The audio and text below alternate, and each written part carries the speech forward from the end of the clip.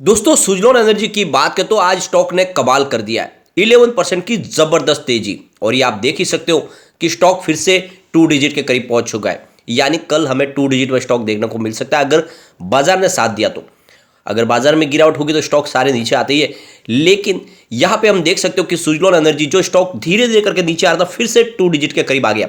और काफी लोग जो मंसूबे पाल के रखे थे कि अभी ये स्टॉक 6 में आ जाएगा, ऐसा हुआ नहीं। और ये मैंने बात आपको बार बार बोली है कि इस स्टॉक के अंदर इस समय शॉर्ट टर्म में लोग काफी पैसा कमा रहे, और जैसे स्टॉक नीचे आता खरीदारी करते फिर स्टॉक ऊपर की तरफ जाता है। तो यहां पे ये एक तरह से देखें तो इसका ट्रेंड बना हुआ है। 8 रुपए के आसपास खरीदारी की जाती है और 10 रुपए के आसपास में प्रॉफिट बुकिंग की जा रही है। यानी एक बार स्टॉक 10.5 के आसपास जाएगा फिर से थोड़ी सी प्रॉफिट बुकिंग की संभावना यहाँ पे बनेगी जरूर। तो ये आप देख सकते हो कि सुजलॉन में आने वाले समय में एक लंबी तेजी का दौर शुरू होने वाला है। बजट आ चुका है, यहाँ पे दो बहुत बड़ी अपडेट है जिनको हम एक एक करके डिस्कस करेंगे। यहाँ पे आप समझ सकते हो कि विंड एनर्जी सेक्टर में सुजलॉन नंबर 1 है इंडिया में, और सोलर एनर्जी के प्रोजेक्ट भी कर रही है। सबसे जो बड़ी बात है कि जितने भी नए इन्वेस्टर आ रहे हैं वो सुजलॉन के साथ में बिजनेस टाइप कर रहे हैं, क्योंकि सुजलॉन के पास वो एक्सपीरियंस है, उनके पास वो मशीनरीज है, मैन पावर है।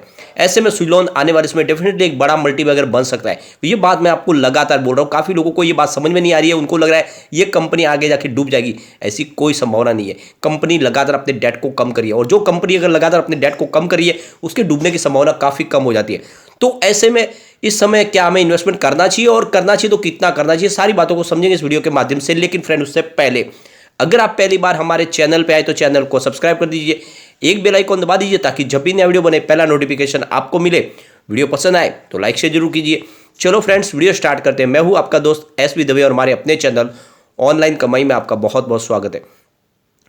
आज स्टॉक की शुरुआत पॉजिटिव हुई क्योंकि कल की क्लोजिंग 8.9 पर थी और आज 9 पे शुरुआत हुई। 8.90 का लो भी बना, यानी कुछ समय के लिए स्टॉक आपको निगेटिव होता हुआ दिखाई देगा, लेकिन जो हाई है वो 9.95 का है और क्लोजिंग बिल्कुल वहीं पर हुई। यानी एक तरफा तेजी देखने को मिली अंत तक। 9.95 की क्लोजिंग है, 11.17% की बम्पर तेजी देखने को मिली, क्योंकि सर्किट लिमिट 20% की है, इसको बढ़ने का मौका मिला। अब यहाँ पे देख सकते हो पिछले एक साल के हिसाब से स्टॉक में मात्र 11% की ही गिरावट बाकी है। 11.29 के आसपास स्टॉक था 1 फरवरी 2022 को। अगर हम इसके 6 मंथ के रिटर्न की बात करें तो बहुत ही जबरदस्त रिटर्न दिया स्टॉक ने, लगभग 57% का रिटर्न दिया है। स्टॉक 6.34 के आसपास था 1 अगस्त 2022 को, लेकिन 1 मंथ के हिसाब से अभी भी 7% की गिरावट है। स्टॉक 10.70 के आसपास था 2 जनवरी को। मुझे लग रहा है कि ये प्राइस हमें फिर से कल देखने को मिल सकती है अगर बाजार पॉजिटिव खुला तो। 5 डेज के हिसाब से देखें तो 1.53% की तेजी है। कुल मिला के वो लोग जो इसमें टेंशन ले रहे थे कि क्या स्टॉक में अब नीचे चला जाएगा, उनको एक राहत मिलेगी, क्योंकि स्टॉक फिर से 2 डिजिट में आता वो दिखाई देगा। और मैंने आपको बार बार बोला ही है कि इसमें FIDI ने अच्छी खासी खरीदारी की हुई है, म्यूचुअल फंड ने जम के खरीदारी की हुई है। ऑलरेडी हमने म्यूचुअल फंड कौन से उसको डिस्कस भी किया पहले, तो इसमें आपको इतना डरना नहीं है। यहाँ पे आप देख सकते हो वॉल्यूम में आज बहुत ही जबरदस्त बढ़ोतरी हुई है। पिछले 1 महीने पर इसका 11 करोड़ का वॉल्यूम था, 3 करोड़ की डिलीवरी उठाई गई थी। 1 वीक पहले 10 करोड़ का वॉल्यूम था, 3 करोड़ की ही डिलीवरी उठाई गई थी, और कल भी 13 करोड़ का वॉल्यूम था, लेकिन डिलीवरी 3 करोड़ की ही थी। एक जैसे डिलीवरी बेस काम हो रहा है। आज वॉल्यूम 16 करोड़ है, पूरे महीने में सबसे भारी वॉल्यूम हुआ है, और पूरे बाजार में वॉल्यूम के मामले में नंबर 2 पे आया सुजलॉन। यानी काफी दिन के बाद सुजलॉन में हमने एक जबरदस्त वॉल्यूम आता हुआ देखा है, और एक तरफा खरीदारी हुई। बड़े फंड हाउस ने जम के खरीदारी किया। यहां पे एक बड़ी अपडेट निकल के आ रही है, हमारा बजट आ रहा है।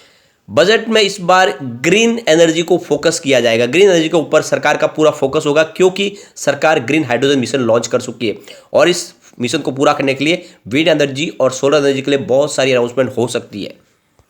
हमारे लिए जो सबसे बड़ी गर्व की बात है कि पूरे विश्व के अंदर जो ग्रीन एनर्जी के जो इंस्टॉल कैपेसिटी है उस मामले में हम 4थे नंबर पे पूरी दुनिया में, यानी बहुत तेजी से बढ़ रहे हैं हम इसमें, और हमारी जो कैपेसिटी है उसको हम लगातार एक्सपांड कर रहे हैं, और जो हमारा टारगेट है, हमारा जो गोल है, उसको हम अचीव कर सकते हैं। विंड और सोलर सोर्सेज के माध्यम से लगातार हमारा कारोबार बढ़ रहा है आगे, और अब सरकार ने national green hydrogen mission launch कर दिया है। ऐसे में जितनी भी कंपनियां हैं, चाहे विंड एनर्जी के सेक्टर की हो या सोलर एनर्जी के माध्यम की, उन कंपनियों के लिए एक गोल्डन पीरियड शुरू हो चुका है। पिछला जो हमारा बजट था वो देखें तो building physical and financial infrastructure के ऊपर था, यानी टेक्नोलॉजी बेस्ड खर्च के ऊपर ध्यान दिया जाता है। लेकिन इस बार अगर आप देखें तो हमारे बजट का फोकस होगा ग्रीन एनर्जी सेक्टर, और इसी के लिए देखें तो PLI स्कीम भी लाई जा रही है, लॉन्च की जा रही है। इसके अलावा सॉवरेन ग्रीन बॉन्ड्स लाए जा रहे हैं PLI स्कीम के माध्यम से। तो सॉवरेन ग्रीन बॉन्ड्स के माध्यम से जो फंड इकट्ठा होगा उसको यहाँ पे ग्रीन एनर्जी सेक्टर में निवेश किया जाएगा।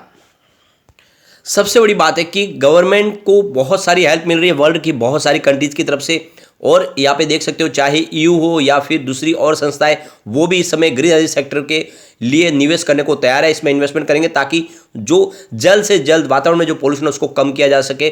तो यहाँ पे देख सकते हो इन्वेस्टमेंट बहुत सारा आने वाला है। तो यहाँ पे देख सकते हो ग्रीन इनोवेशन फंड के माध्यम से वर्ल्ड की तरफ से काफ़ी हेल्प हो रही है, जिससे आने वाले समय में अगर देखो करीब 2000 करोड़ की जो मदद होगी वो टेक्नोलॉजी को बढ़ाने में, बिल्ड करने में, जिसमें सोलर पैनल्स हो या फिर विंड टर्बाइंस हो, इसमें बैटरी स्टोरेज के लिए और इस्तेमाल की जा सकती है। सबसे बड़ी बात है कि एनर्जी को स्टोर करना जरूरी है, उसके लिए बैटरी स्टोरेज सिस्टम लगाना जरूरी है और इसके लिए टैक्स में भी इस बार राहत दी जाएगी। टैक्स को इस बजट में कम किया जा सकता है। यहाँ पे एक बड़ी अपडेट और निकल के आ रही है, ऑफशोर विंड के लिए काफ़ी ज़्यादा अपॉर्चुनिटी निकल के आ रही है। यूके की गवर्नमेंट ने यहाँ पे देखो तमिलनाडु में एरिया तलाश रहे हैं ताकि यहाँ पे ग्रीन एनर्जी सेक्टर में किस तरह से कुछ संभावना तलाशी जाए, विंड एनर्जी के लिए, ऑफशोर विंड के लिए यहाँ पे टर्बाइन स्टैब्लिश की जाए। तो यूके गवर्नमेंट की तरफ से यहाँ पे इन्वेस्टमेंट हो सकता है। तो सरकार ने यहाँ पे देखो एफडीआई में इन्वेस्टमेंट की सीमा को 100% कर लिया गया है। ऐसे में आने वाले समय यूके की तरफ से ग्रीन एनर्जी सेक्टर के लिए बहुत बड़ा निवेश आ सकता है तमिलनाडु में। तो ये काफ़ी बड़ी जो बातें निकल के आ रही है और यूके गवर्नमेंट अगर तमिलनाडु में अगर ऑफशोर विंड्स प्लांट लगाती है या फिर विंड फार्म्स लगाती है तो उसकी वजह से अगर आप देखें तो इसका फायदा सुजलॉन को मिल सकता है, क्योंकि सुजलॉन लैंड एक्विजिशन से लेकर सारा कामकाज करती है, विंड टर्बाइन इंस्टॉल भी करती है और विंड टर्बाइन का निर्माण भी करती है, तो उसको काम मिल सकता है। इसके अलावा कंपनी लाइफ टाइम मेंटेनेंस का काम भी कर रही है, तो ऐसी जो नई कंपनी आ रही है उनके लिए मेंटेनेंस का काम भी कंपनी कर सकती है। तो बहुत सारी अपॉर्चुनिटी निकल के आ रही है। और अभी आप देख सकते हो कि रिसेंटली एमपी में ग्लोबल समिट हुआ जिसमें काफ़ी ज़्यादा विंड टर्बाइन के लिए भी और सोलर के लिए भी प्रोजेक्ट वहाँ पे साइन हुए। तो यहाँ पे आप देख सकते हो कि 10 से 12 फरवरी को यूपी इन्वेस्टर ग्लोबल समिट होने जा रहा है और इसमें बहुत सारा इन्वेस्टमेंट ग्रीन एनर्जी सेक्टर के लिए आने वाला है। यहाँ पे आप देख सकते हो इससे पहले ही बहुत सारे रोड शो की अलग अलग स्टेट में योगी आदित्यनाथ ने, और उसका बहुत सारे ऑलरेडी एमओयू साइन भी हुए। लेकिन आपको ये ध्यान रखना है कि 10 से 12 फरवरी के बीच में हमें बहुत सारा इन्वेस्टमेंट ग्रीन एनर्जी सेक्टर में आता हुआ दिखाई देगा, क्योंकि यूपी ने भी अब ठान लिया है कि ग्रीन एनर्जी सेक्टर में हब बनना है। तो जो ग्रीन हाइड्रोजन मिशन का एक सरकार ने जो बनाया है उसका योगदान यूपी से भी आएगा। तो आप समझ सकते हो कि इसका कारोबार का जो फायदा है वो सुजलॉन को भी थोड़ा मिलता हुआ दिखाई दे सकता है। तो ये हमें खास ध्यान रखना है।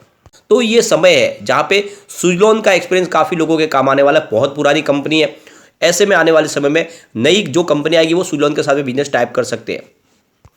तो ये जो देख सकते हो कि स्टॉक के अंदर तेजी बनी, इसके पीछे वजह भी यही है कि विंड एनर्जी सेक्टर के लिए इस बार बजट में काफ़ी बड़ी अनाउंसमेंट हो सकती है। सरकार की तरफ से पीएलआई स्कीम को भी बढ़ाया जा सकता है। तो आने वाले समय में जिस तरह से सुजलॉन को इससे पहले भी एक बार बेल आउट पैकेज दिया गया सरकार की तरफ से, जब उनका सारा कर्ज था बैंकों का वो सारा का सारा 2 पावर फाइनेंस सरकारी कंपनियों ने अपने ऊपर ले लिया है और इनको काफ़ी बड़ी राहत दी है 2030 तक के लिए। इनके जो इंटरेस्ट है उस इंटरेस्ट को भी कम कर दिया गया है। एक तरह से काफ़ी बड़ी राहत मिल चुकी है और इससे एक बात तो सिग्नल ये निकल के आ रहा है कि सरकार इस कंपनी को आगे बढ़ने देना चाहती है।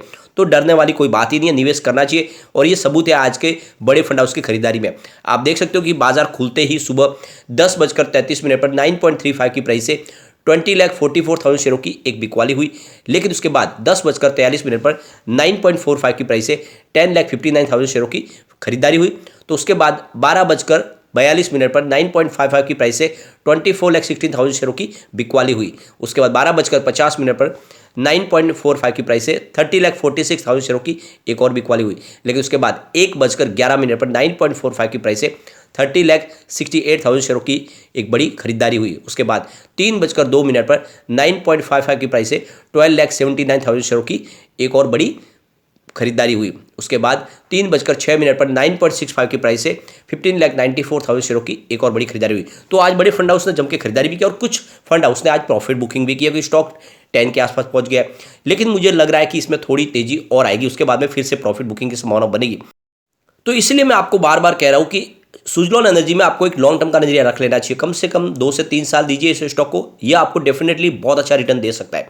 आप देख सकते हो कंपनी का रिजल्ट भी काफ़ी शानदार है और अब Q3 आने वाला है। मुझे लग रहा है Q3 पिछली बार से अच्छा होने की पूरी संभावना है। तो ऐसे में आपको डरना नहीं है। लेकिन फ्रेंड, कोई भी इन्वेस्टमेंट करने से पहले अपने फाइनेंशियल एडवाइजर के बारे में ले ले या अपना खुद का रिसर्च करें, क्योंकि मैंने वीडियो आपके एजुकेशनल पर्पज के लिए ही बनाया। वीडियो पसंद आए तो लाइक से जरूर कीजिए और चैनल को सब्सक्राइब कर दीजिए। Thank you.